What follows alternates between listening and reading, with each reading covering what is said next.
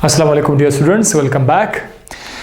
जी बिल्कुल, आज हम देखेंगे इंग्लिश को किस तरह इम्प्रूव किया जाता है, क्योंकि हमारे स्टूडेंट्स ड्यूरिंग एग्ज़ाम और एफएससी तक, एफएससी के बाद जब वो कुछ लोग एमबीबीएस करने चले जाते हैं या फार्मेसी में चले जाते हैं या फिर वो फ़ॉरेन स्कॉलरशिप के लिए चले जाते हैं या वहाँ पर जाना चाहते हैं, तो उनको इंग्लिश का बेहतर होना जो है उनको लाजमी होना पड़ता है। ठीक है, तो आज मैं आपको बताऊंगा कि इंग्लिश को इम्प्रूव कैसे किया जाता है, चाहे वो आप एफएससी लेवल के स्टूडेंट हैं या आप बहुत हायर आगे जाना चाहते हैं। तो देखिए, जैसे कि हमें पता है कि हमारा कोर्स टोटल इंग्लिश में है। काश हमारा कोर्स उर्दू में होता, इवन तो मैं कहता हूँ जिसका अपना मोरसी लैंग्वेज है उसमें तो ज़्यादा बेहतर होता। तो अब देखिए, जैसे कि आपका कोर्स पाकिस्तान में आप देखो उर्दू है, इंडिया में हिंदी है, इस तरह लैंग्वेज उनका उर्दू और हिंदी है, लेकिन कोर्स जो हमारे पास है वो इंग्लिश में, किताबें बुक्स हमारे पास इंग्लिश में। इसीलिए मजबूरन हमें इंग्लिश को पढ़नी चाहिए, इसको इम्प्रूव करनी चाहिए। इंग्लिश को जितना आपकी इंग्लिश इम्प्रूव होगी तो आप आगे जा सकते हैं। इंग्लिश को इम्प्रूव करने के लिए मैं सबसे पहले देखो वहाँ नहीं जाना चाहता, क्योंकि आपको कोई लैंग्वेज सेंटर ज्वाइन करना होगा। वहाँ पर आपको बेसिक से बताएंगे क्या क्या टेंसेस वगैरह है, जैसे आपने देखा होगा। ठीक है, वो तो सही है, लेकिन मैं टेंसेस से थोड़ा आगे आना चाहता हूँ, क्योंकि मैं आपको इंग्लिश लैंग्वेज नहीं पढ़ा रहा, मैं आपको तरीका बताऊँ करना क्या है। मुझे आई होप आप में से अक्सर ने बेसिक लैंग्वेज पढ़ा होगा, टेंसेस जो थोड़े बहुत पढ़े होंगे, लेकिन वो इम्प्रूव करना चाहते हैं। इंग्लिश के 4 एरियाज हैं, रीडिंग है, राइटिंग है, लिसनिंग है, स्पीकिंग है। आप लोग इन 4 एरियाज पे ख़ास काम करना शुरू करें। इनमें ख़ासकर ये बहुत ज़्यादा लाजमी है, रीडिंग एंड राइटिंग, ये बहुत ज़्यादा इंपॉर्टेंट है। रीडिंग को कैसे इम्प्रूव किया जा सकता है? रीडिंग को इम्प्रूव करने के लिए आप के सामने जो भी बुक्स है इंग्लिश के वो आप पढ़ते जाएंगे, लेकिन मैं अच्छा तरीका आपको बताऊंगा। जो न्यूज़पेपर है, न्यूज़पेपर जो इंग्लिश वाली न्यूज़पेपर है वो आप पढ़ते जाएं, रीड करते जाएं, आपकी रीडिंग इससे बेहतर हो जाएगी। लेकिन इसमें एक इशू है, साथ ही साथ मैं अपने स्टूडेंट को ये बताना चाहता हूँ वोकैबुलरी बिल्डिंग। वोकैबुलरीज देखो, जो बाज़ लोगों के पास इतनी ज़्यादा वोकैबुलरीज होंगी वो इनका ये एरिया ज़्यादा काफ़ी बेहतर होंगे। और दूसरी बात है, आप लोगों को इम्प्रेस भी कर सकते हैं वोकैबुलरीज से, अच्छे खूबसूरत वोकैबुलरी यूज़ करने से। तो वोकैबुलरी बिल्डिंग के लिए आपके पास जितनी ज़्यादा वोकैबुलरीज होनी चाहिए उतना ज़्यादा बेहतर है। आप कहाँ से लाओगे आप वोकैबुलरीज के लिए आप कोई भी न्यूज़पेपर या कोई आर्टिकल्स मिलते हैं ना, मोबाइल पर आजकल इतने सारे आर्टिकल्स हैं। आप देखो, स्पोर्ट्स आर्टिकल्स हैं, एंटरटेनमेंट के आर्टिकल्स हैं, वो आप पढ़ते जाएंगे, हर में 4-5 पेजेस आपको मिल जाएंगे। तो पढ़ते पढ़ते पे काम करें, आप अपने साथ एक डिक्शनरी भी रखें, डिक्शनरी आप रखें और मुख्तलिफ़ किस्म के डिक्शनरीज आप यूज़ कर सकते हैं। मैं अपनी तरफ से आपको ये वाला डिक्शनरी बताऊँ, मेरियम वेबस्टर डिक्शनरी, बहुत खूबसूरत डिक्शनरी है। इस डिक्शनरी को आप मोबाइल पे इंस्टॉल कर सकते हैं। इस डिक्शनरी में आपको एक लफ्ज़ के साइनोनिम्स, एंटोनिम्स, मतलब एक ही लफ्ज़ से मिलते जुलते अल्फाज भी आपको बताएंगे, उसके अपोजिट भी बता सकते हैं। एंड इसमें पॉसिबल एक लफ्ज़ के कुछ एग्जांपल्स भी दिए गए थे कि आप इस लफ्ज़ को कहाँ कहाँ पर यूज़ कर सकते हैं। बड़ी अच्छी डिक्शनरी है, आप उसको यूज़ करें। इस डिक्शनरी में आपको टेस्ट के लिए भी आपके पास ऑप्शन है, इसमें आपको टेस्ट भी दिया जाएगा। इसी डिक्शनरी में आप टेस्ट कर सकते हो, अपने आप को चेक कर सकते हैं बार बार। इसमें मुख्तलिफ लेवल्स है, आपको बेसिक लेवल है, मीडियम लेवल है, हार्ड लेवल भी है। तो ये इस डिक्शनरी को यूज़ करके आप क्या कर सकते हैं, आप अल्फाज उठा सकते हैं।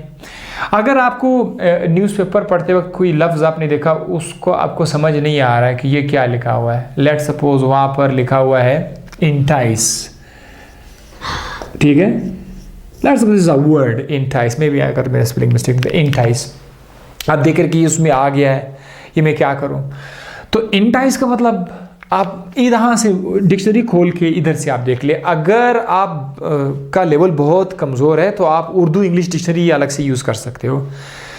अगर आपका बेस कमज़ोर है तो आप उर्दू इंग्लिश डिक्शनरी यूज़ करो। लेकिन अगर आपका बेस अच्छा खासा बन गया है तो आप प्लीज़ आप उर्दू वाला यूज़ करना छोड़ दो, क्योंकि आगे जो इंग्लिश है बहुत ज़्यादा एडवांस होती जाएगी, वो उर्दू वाले अल्फाज आपके काम नहीं आएंगे। क्योंकि इंग्लिश का कमाल का लैंग्वेज है, एक लफ्ज़ के कितने सारे मीनिंग्स हो सकते हैं, तो फिर आपको उस मीनिंग को एक ख़ास जगह पर यूज़ करना होगा। तो हर जितनी भी मीनिंग्स है वो एक ख़ास जगह पर उसका मतलब ही आपको मिल जाएगा। इसीलिए आप ये जो है आप वो यूज़ क्या करें तो आपको इसका मतलब मिलेगा, इंटाइज का मतलब आपको मिल जाएगा। एक नहीं, दो नहीं, तीन चार मुख्तलिफ मीनिंग इसके आपको सब मिल जाएंगे। फिर आप देखें कि ये मैं इसको कहाँ भी यूज़ करूँ, जैसे कि इसका मतलब है अट्रैक्शन, ठीक है, तो कभी एल्यूर भी आ जाएगा, एल्यूर लफ्ज़ भी आ जाएगा, वो भी अट्रैक्शन के लिए। तो बहरहाल इंग्लिश में आप एक लफ्ज़ ले ले, लव आप ले ले, ठीक है, जो चीज़ आपको अच्छा लग रहा है, मैं समथिंग यू लाइक, तो समथिंग यू लाइक के लिए कई अल्फाज आपको मिलेंगे, समथिंग यू लाइक कई वर्ड्स आपको मिलेंगे। एक बंदा परेशान है तो परेशानी के लिए मुख्तलिफ किस्म के अल्फाज मिलेंगे, और परेशानी किस चीज़ से है, कैसे परेशानी है, उसके लिए भी अलग अलग अल्फाज मिलेंगे। तो आप अपनी इंग्लिश को इम्प्रूव करने के लिए वो इंग्लिश डिक्शनरी यूज़ करें जो आपको मल्टीपल वर्ड्स दे दे, ठीक है।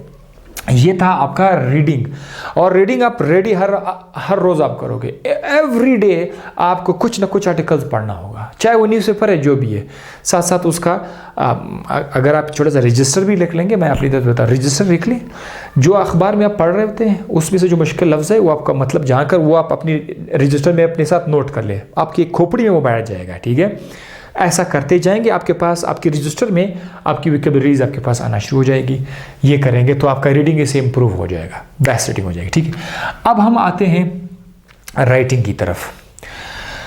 राइटिंग में जैसे आप आजकल आप टाइप करते हैं, टाइपिंग में देखो, राइटिंग में अपने कोशिश करनी है, उधर भी आप वोकैबुलरीज आपके काम आएंगे, आप वोकैबुलरीज यूज़ करेंगे। राइटिंग में आपको कुछ वोकैबुलरी जो ग्रामेटिकल इश्यूज़ है वो आपका ख्याल रखना होगा। फुल स्टॉप आप सीखो।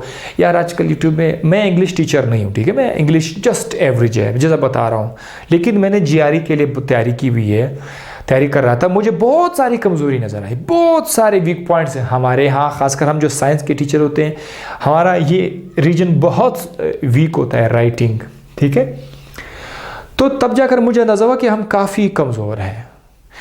तो बाद में थोड़ी बहुत इम्प्रूवमेंट आई कि भाई आप फुल स्टॉप कब कहाँ पे लगा सकते हैं, फुल स्टॉप ये comma, this one semi column, ठीक है, या फिर एक फुल स्टॉप है, फिर इधर एक इस तरह सा डैश है, ये आप कहाँ पे यूज़ कर सकते हो।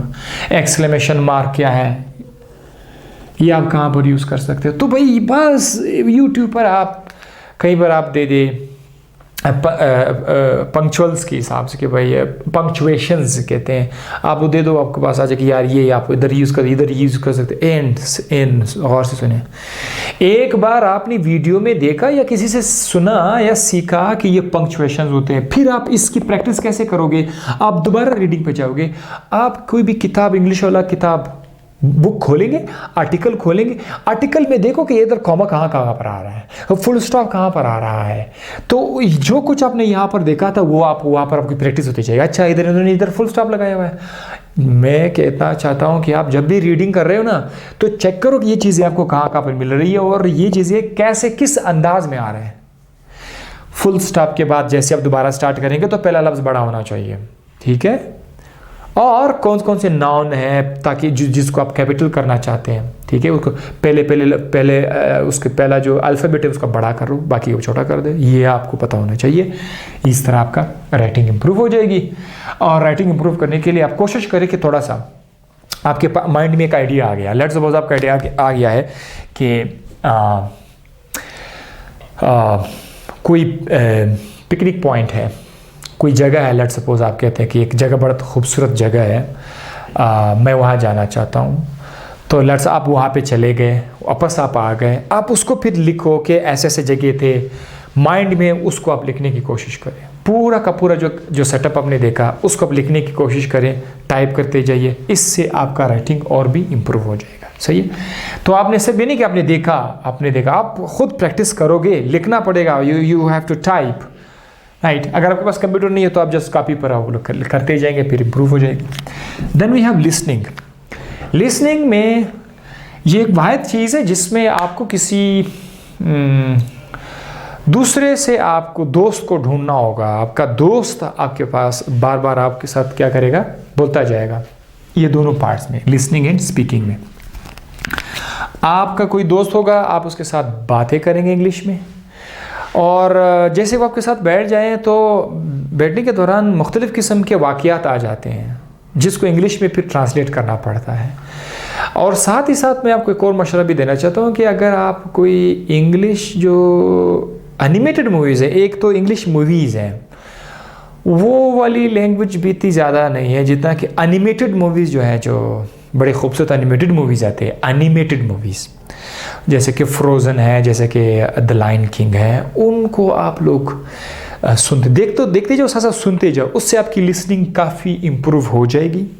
और वो साथ साथ जब आप कोई मूवी देख रहे हैं, एनिमेटेड मूवी देख रहे हैं, वहाँ पर कभी कभी वो कोई मुहावरा यूज़ करते हैं तो वो भी आपको आसानी से समझ आ जाएगा। एंड देन वो आप लाइफ टाइम के दौरान जब अपने दोस्त के साथ बात करें तो आप उसको यूज़ क्या करें, ठीक है। अच्छा, स्पीकिंग में भी वही बात आ गई।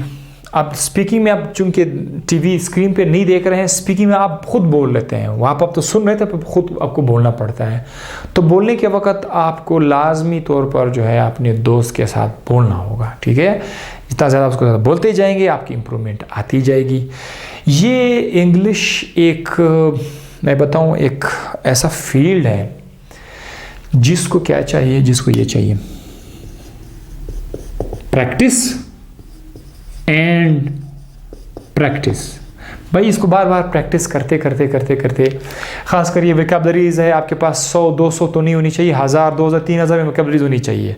ये वोकैबुलरीज़ आगे आपके माइंड में आ गई, फिर आप उसको कैसे यूटिलाइज़ करोगे? तो इसका एक ही तरीका है, दोस्त के साथ बोलते वक्त आप यूटिलाइज़ करोगे, जब आप लोग लिख रहे होते हो लिखने के वक्त आप यूटिलाइज़ करें, जब आप अखबार पढ़ रहे होते हैं, कोई आर्टिकल पढ़ते हो, उधर आर्टिकल में आ जाएंगे तो यूटिलाइज होंगे। यानी जैसे आप इन टच रहेंगे तो ठीक है, जैसे आप निकल गए इनसे, इन टच नहीं रहे, ये सारा का वोकैब्स आपका गिर जाएगा, वोकैब्स आपसे फिर चला जाएगा। तो इसका एक और फ़ायदा ये भी है कि कल को जब आप किसी बड़े स्कॉलरशिप के लिए अप्लाई करते हैं, एक तो आपकी एग्ज़ाम वगैरह है, एग्ज़ाम में भी आपका काम आएगा, छोटे मोटे एग्ज़ाम है, FSC वगैरह के एग्ज़ाम है।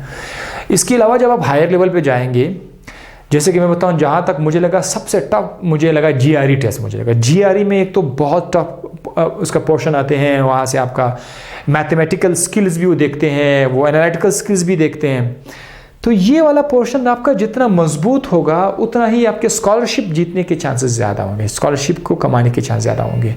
और कोई भी GRE टेस्ट हो या कोई IELTS हो, IELTS का जो टेस्ट है उसमें भी आपको इन रीजन पे, बिलीव मी, अगर आपने ये रीजन्स को इम्प्रूव कर दिया, आप सारे टेस्ट में जो है आप पास हो जाएंगे। तो आई होप कि ये लेक्चर आपको समझ आ गया होगा, आपको ये तरीका समझ आ गया होगा कि इंग्लिश को किस तरह इम्प्रूव किया जा सकता है। इसी तरह के वीडियोस मैं एजुकेशन से रिलेटेड, स्टूडेंट से रिलेटेड वीडियोस साथ साथ अपलोड करता जाऊंगा। समझ आ गया हो तो मैं लाइक ज़रूर दीजिएगा, अपनी दुआओं में भी याद रखिएगा, अपना ख्याल रखिएगा। अल्लाह हाफिज़।